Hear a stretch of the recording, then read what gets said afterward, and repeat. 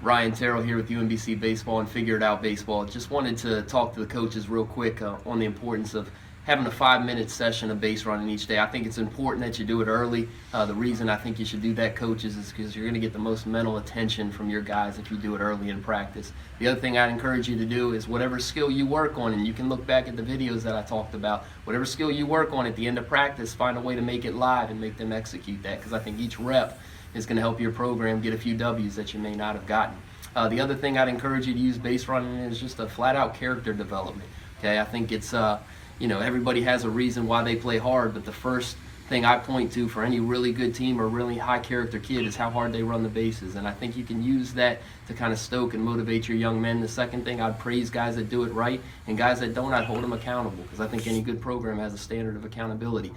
So really take your time and coach yourself up. I know I do it all the time. I'm looking for videos and information, but base running can really change the course of your season. We stole 108 here last year, which I think was good for 17th in the country, and it probably led to 5 or 6 games that we won that we may not have if guys weren't doing the job on the bases. So encourage you to keep doing that. And one way I think you can really incorporate base stealing reps in bulk, guys, is to have 5 or 6 bases deep at the first baseline, have an assistant coach or one of your pitcher onlys on the mound, and give each guy 10, 15, 20 reps, either diving back in, deciding when to steal, and that way when you get into a game, it translates. And I think it's a good use of 5 minutes of practice. The other way you can do it is just set up multiple bases at every base and have guys kind of work their way around the horn. Maybe at first base you're working on delayed steals, second base you're reading one out hits and trying to score, and at third base you're reading the contact play down that we talked about in the walking third video, or you're working on your tag ups. Okay, then you can maybe even have a group behind home plate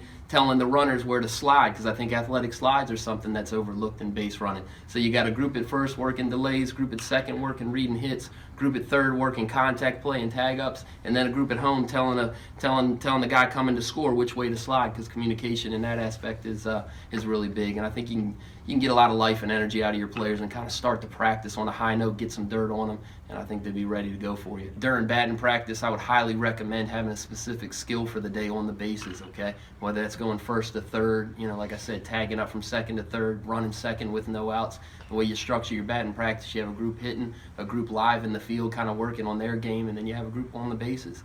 And if you have an set eyeballs, or an assistant coach that can watch them and keep them accountable, I think you get a lot of value out of it, because I think batting practice is as close to a live game rep as you're going to get when you're in a practice setting. The other thing I'd encourage you coaches to do, worked really well for myself at the high school level, and you're going to see a little bit in our coach pitch scrimmage today, which you can click on as another video on Figure It Out Baseball, is to just finish each practice with either a coach pitch scrimmage or a machine pitch scrimmage, and it's going to give your players so many chances to develop their instincts, not just on the bases, defensively, communicating, reading counts, watching hitters run. And I think for me, that's where we've gotten a ton of value, because I think instincts can be developed. You just got to take the time to give them the chance to do that. Ryan Terrill, UMBC Baseball.